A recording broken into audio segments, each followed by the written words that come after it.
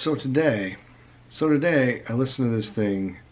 It was Elon Musk, who is a guy who started a couple of various companies, one of which was PayPal, which he sold to eBay for a lot of money, and he's made a phenomenal amount of money. And he has a dream, and from that he has started three companies. And I don't know if they're going to be around when you watch this, but one's Tesla, which is a car company. They're all electric cars. They started out with some very high-end cars, and then they sort of went to some medium priced, kind of the upper end sedans, and then they went to some more, a whole lot of smaller, more economical cars. All electric driven. They're kind of performance-y. The sedans are, top-notch stuff. So he started that company, and then he started SpaceX, which is a space exploration company, and he got a contract from that with NASA to resupply the International Space Station, which may or may not be in orbit by the time you're watching this. But he got that. His first three launches were all failures. I think two blew up on their way up, and one didn't make it to space, exploded. One blew up on the launch pad, I think, and another one, like a minute into the flight, had an engine fire which ignited and blew the whole rocket up. So he was not looking good, and then his fourth launch actually was a smashing success. Now he's got boosters that he's bringing back down and landing on big barges floating in the middle of the ocean. So he does some really cool stuff there. And his third company is Solar City, which does solar panels on houses and buildings and businesses and whatnot. And I don't exactly understand how it works. It sounds like they put them on for free and you kind of lease them by giving power back to the power company. I don't know. But on the 27th, which today is the 29th, so 2 days ago, he did this talk about his vision. It's like an hour and 20 minutes long of how we get to Mars. And he has this plan, and it's part of SpaceX's mission, is to help NASA, but also to get people to Mars. And it's very interesting. He has a very interesting plan on how to do it. He's got it very laid out. He's definitely put a lot of thought into it and everything else. But I'm wondering, like I think about it and I go, where was the world when I was young and when I was a kid, and what were the things that I was into, and seeing the space shuttles go up. The space shuttle's been decommissioned. Technology has changed so much, and it's going so fast.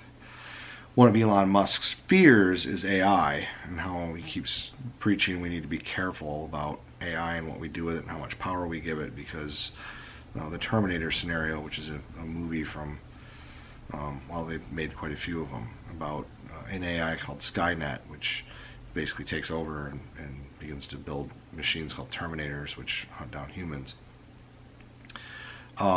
He's very much afraid that that's a very real scenario, which would suck. So hopefully when you watch this, that's not the case, and we do have people on Mars.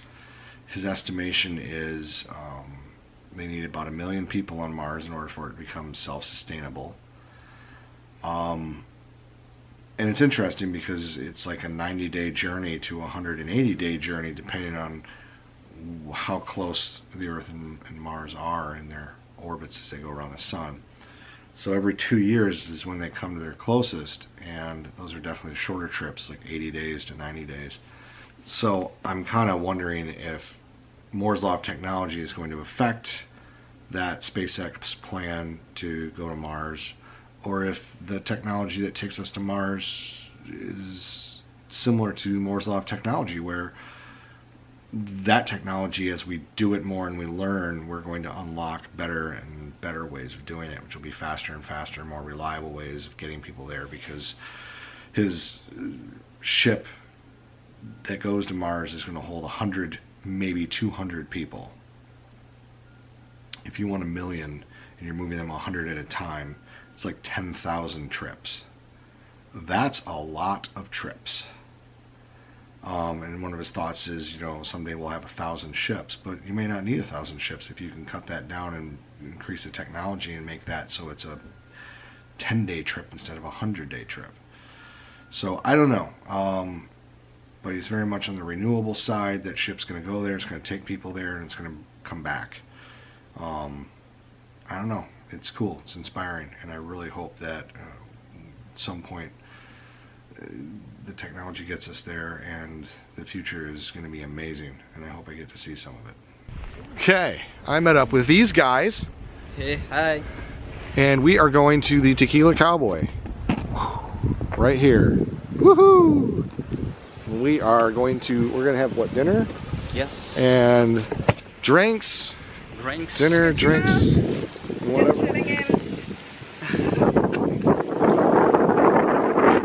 Now she's got 2 phones? Oh my gosh. This guy is a nasty guy. He's not interested to join us.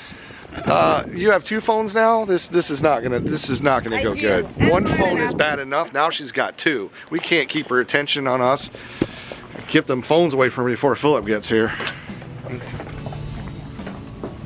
You look nice tonight. Good to me?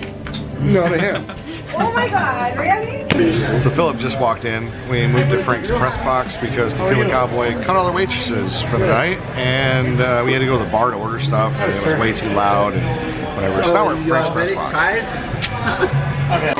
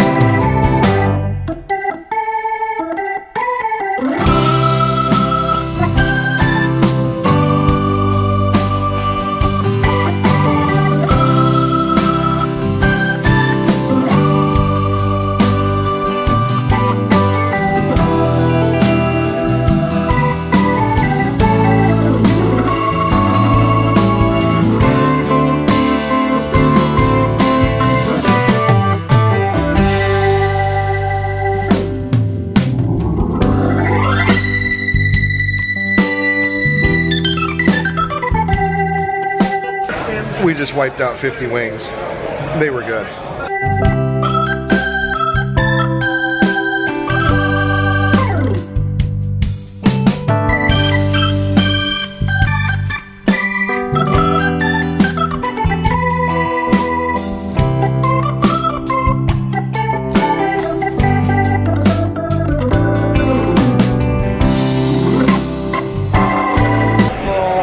First I was told I was big and loud. And then I was told I was confident. Yeah, I told him. She just called me confident. Don't forget what else she told you. I did for real. You dumped me, you have to go hang out with colleagues tomorrow. Yeah, she'd rather go hang out with colleagues in Kentucky than this group of people Tomorrow. here in Michigan. Tomorrow. You missed the big event.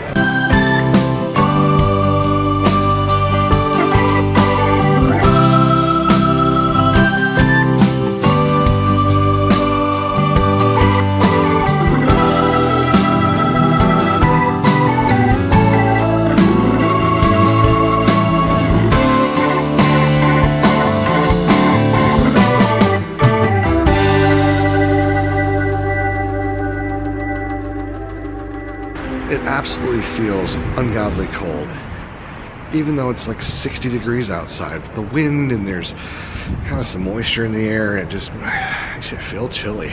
So